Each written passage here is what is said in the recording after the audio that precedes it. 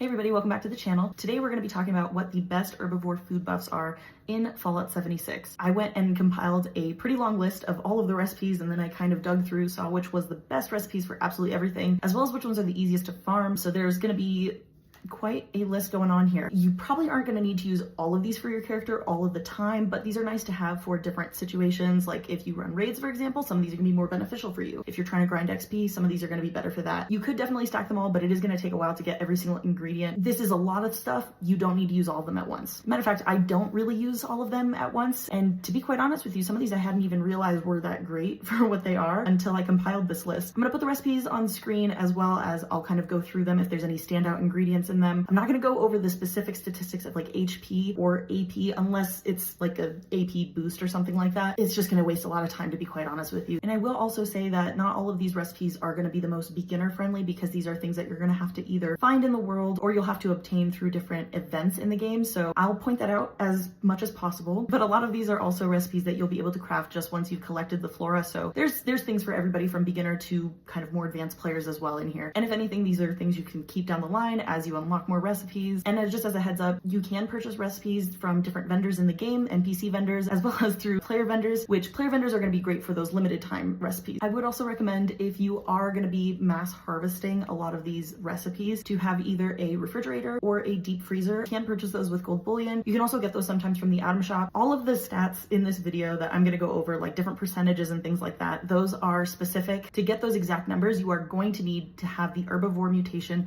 active on your character. That's one you can either randomly get in the world, or you can just take a serum for. You will need to have the Strange in Numbers perk card active and be on a team, as well as for a couple of these recipes have Party Girl and Party Boy active. An additional card I want to recommend is Green Thumb. It's going to make harvesting all of the flora a lot easier because you'll collect twice as many without any effort. All right, with all that being said, be sure to sugar, spice, and everything nice on that like and subscribe button. Really helps the channel out. So I've kind of organized this by starting with recipes that have specific benefits or boosts, and then after that we'll get into things that will affect your special stats. So to start, the first recipe I'm highlighting is Gamma Green Tea. This is a Big Bloom event reward. So unfortunately this is a limited time event. It's not currently in the game, but it is going to be coming back soon in the springtime. It is a newer event, so this recipe sometimes still can go for quite a lot at player vendors, but this is one you can find at player vendors. It's actually a very simple recipe to craft. You just need inert flux, dirty water, and some nuclear material. But what this one does is it will help you harvest additional flowers. A lot of these recipes use flowers, so that's why I mentioned this specifically. It's also good if you do a lot of chem crafting. It's a fantastic recipe, only lasts about 30 minutes, so you really kind of need to be specific with what you're harvesting. But again, it's so simple to craft that you can easily, have a bunch of these ready to go. Next recipe is also from the Big Bloom event. This is Black-Eyed Susan Soothin'.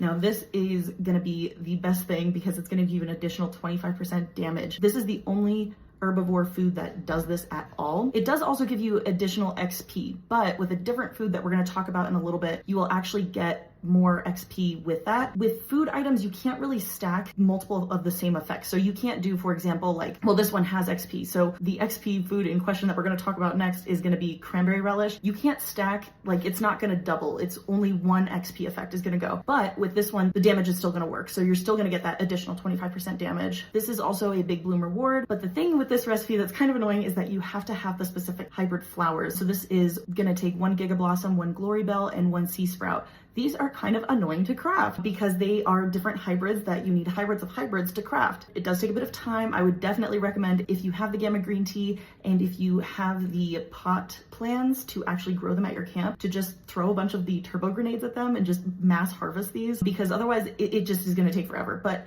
really, really incredible, especially if you're doing something that you need a lot of damage for, like specifically running raids. This is incredible for that. One of my favorite recipes in the game. Love it. So speaking of XP, we're going to touch on cranberry relish, which is our next recipe. This is a recipe you can either find or purchase, so not as difficult to get. This recipe is going to give you 25% additional XP. So this one is going to be incredible if you were trying to level up your character, or if you just want to get more XP, like there's a double XP weekend, you can stack this. Or even if there's not and you just want to get as much XP out of something that you're doing, this is incredible. And it does now last an hour. It used to last only 30 minutes. The real standout ingredients on this one is going to be cranberry gourds and sugar. Sugar is something that you're going to be using a lot in a lot of these recipes. And this one you do need regular cranberries, not the diseased cranberries. There's a couple specific locations that you can find those at. I'm not going to go over that in this video, but overall this is another great recipe. I usually have a ton of those in one of my freezers in my camp. The best herbivore recipe for crit damage is going to be blight soup. This one is going to last only 30 minutes, so not the most lasting, but it'll give you 125% crit damage. And really the only unique ingredient you need for this one is blight. And there's no actual recipe associated with this one. You learn the recipe once you've ever picked up a blight. The next best herbivore buff is going to be company tea. This is great for two different reasons. One is going to be for disease resistance, and the other is going to be for AP regeneration. So for AP regen, this will give you a 25% AP regen, and for damage resistance, 20%. So it's going to do a lot, and this does also last an hour. Now, the recipe for this one you can find in the game. However, it's kind of a pain in the ass of a recipe because you have to have a different recipe for a different tea to make it. You have to have Nuka-Cola, whiskey, and cream, and those are just kind of like,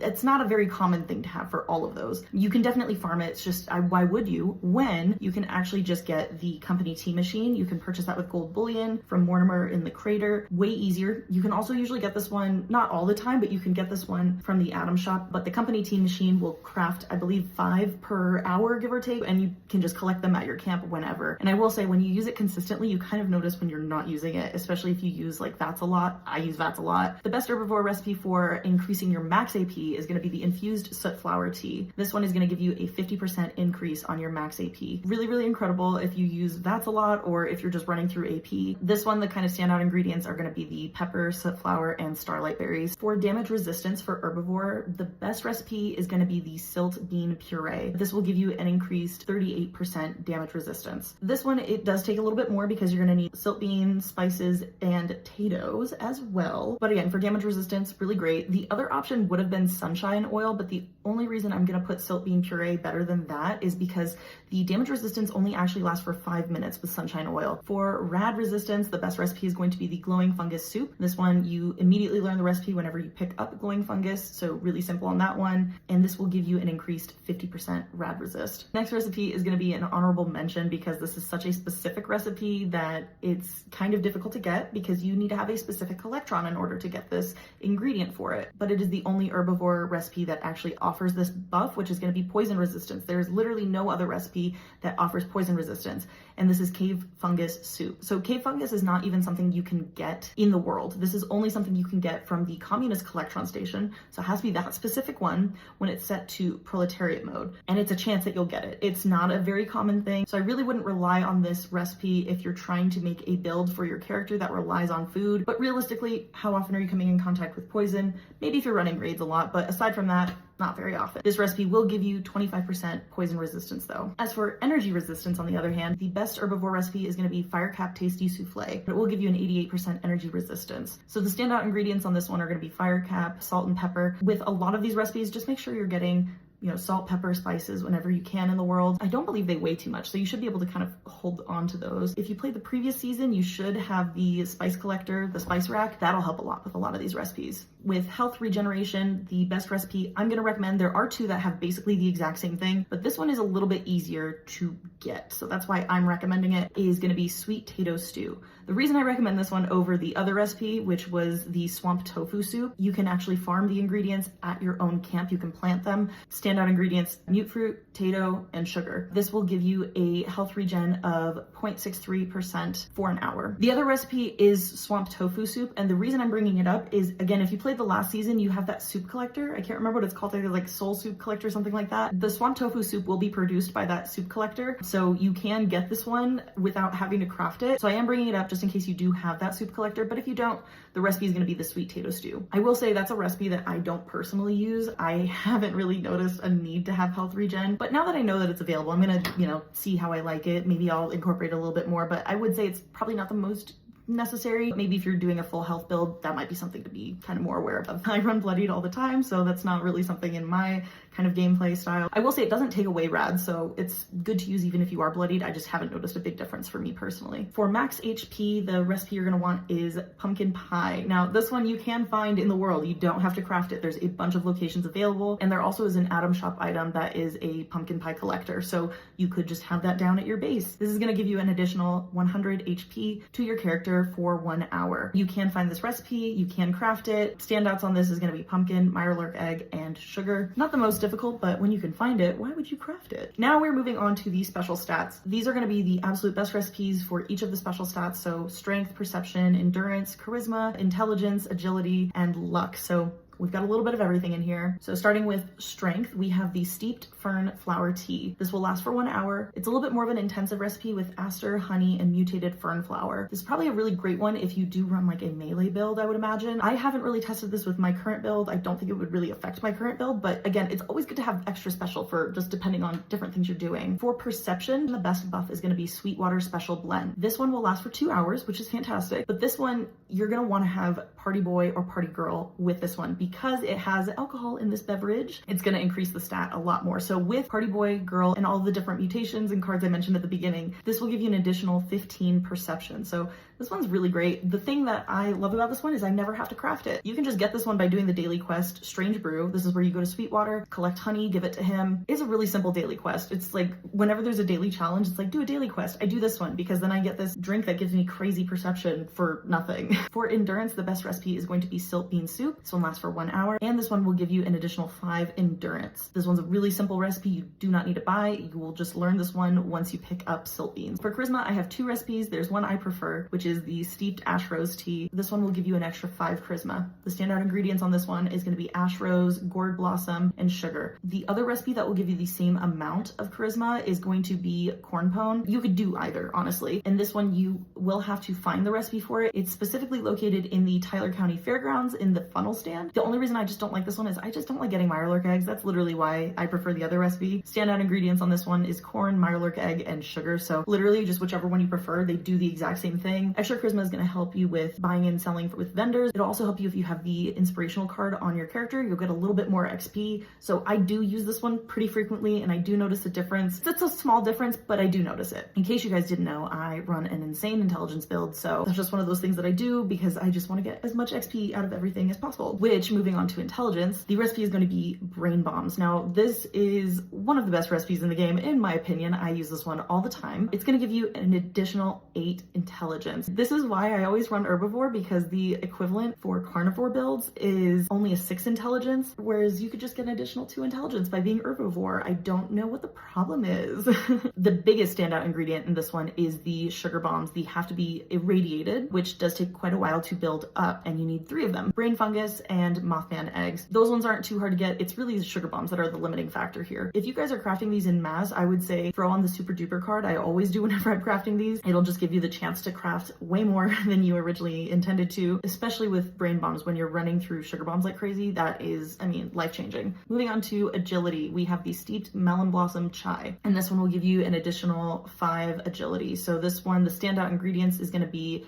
melon blossom, mutated fern flower, and spices. Not that crazy, but also you will have to go out and find all of those flowers. The last recipe I'm going to talk about is going to be for luck. So this is going to be Chally's Feed. Now this is a plan that you have to purchase from Graham during meat week. It might be a reward. I'm not 100% sure on that. I honestly just don't remember. But this one will give you 3 luck. It's not as high as everything else. It's not like life or death, but still worth having. It's a very simple recipe because you can essentially have all of these ingredients at your camp already, which is carrot, razor grain, and tato. Nothing crazy, very simple. A lot of these recipes are pretty simple. I think that it's really just like the steeped teas that are kind of the weird thing, just because they kind of take a lot more to it. The recipes that I personally use most is gonna be gamma green tea, black-eyed Susan soothing, light soup, cranberry relish, company tea. Again, company tea I'm not crafting myself. I just have that collecting at my camp. Silt bean puree, on occasion I'll get. Firecap tasty souffle. I do use that one pretty regularly. My character's not the best with energy resistance right now. I need to kind of adjust some of my things, but that one helps. I do use the Sweetwater Special Blend pretty frequently, but mainly just because I do that daily quest a lot. Silt bean soup though, I do use a lot. It helps with the endurance, especially because I run a bloodied character. I use that one a lot. The steeped ash rose tea, I will use if I'm XP grinding. I wouldn't use it all the time because it just helps push inspirational a little bit further. And especially with like running raids, I wouldn't do it with something that like XP caps at. So like if I'm running raids or maybe doing expeditions, I will use that. Brain bombs also is another one I use a lot. I will say I do use Chally's Feed every once in a while. I don't notice like a huge difference on that one, but I think I just need to like be more conscious and like pay attention,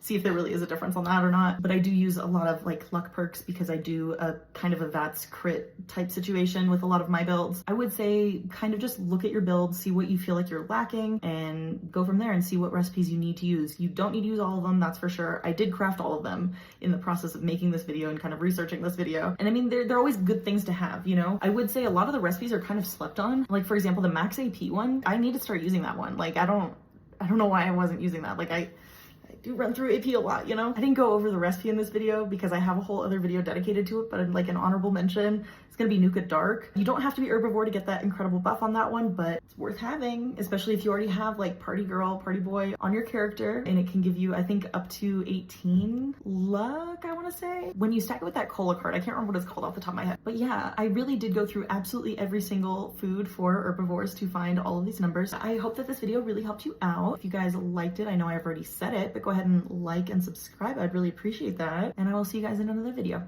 Have a good one.